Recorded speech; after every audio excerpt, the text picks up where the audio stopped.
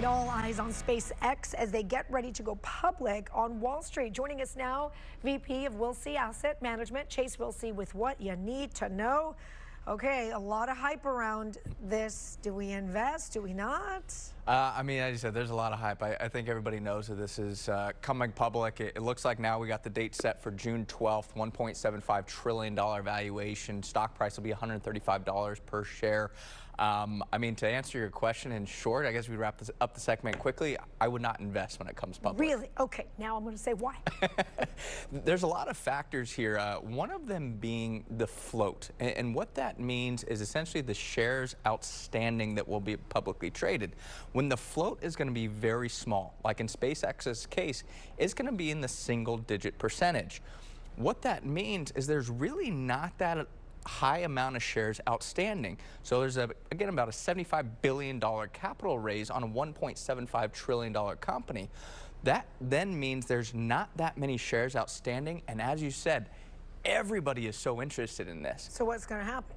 So I think what's going to likely happen is you're going to see a big first day pop. Yep. All that excitement's going to come to fruition, but then things will wane. And we've seen this before in the past. What we look at is historically stocks that go public with a price to sales multiple over 40. SpaceX's is going to be close to 100. Their 3-year return after the first day close on average is a negative 45%. Ooh. So a lot of times this hype, this excitement, it's there in the beginning, but it starts to fizzle when you start to think about the numbers here.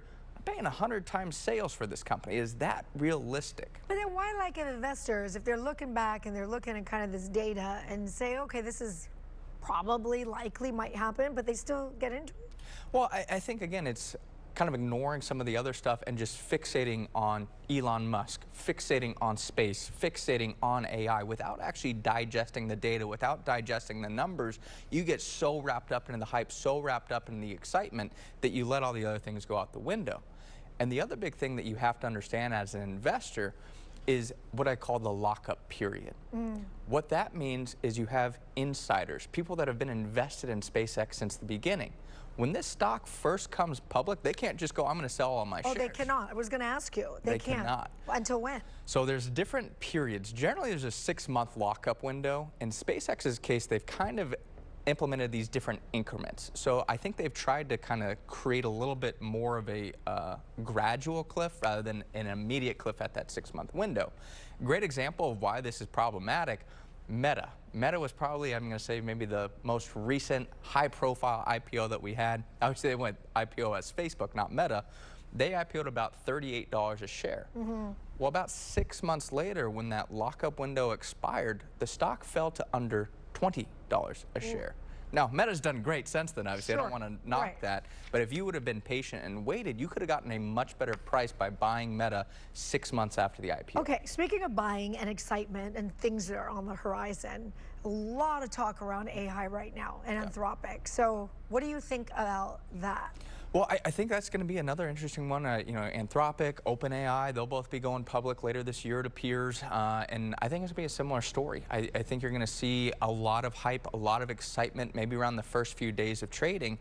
And one other thing that's interesting that a lot of people bypass is the NASDAQ 100, which is a passive index. You buy the QQQ, you may have heard that term. A lot of people are riding that high.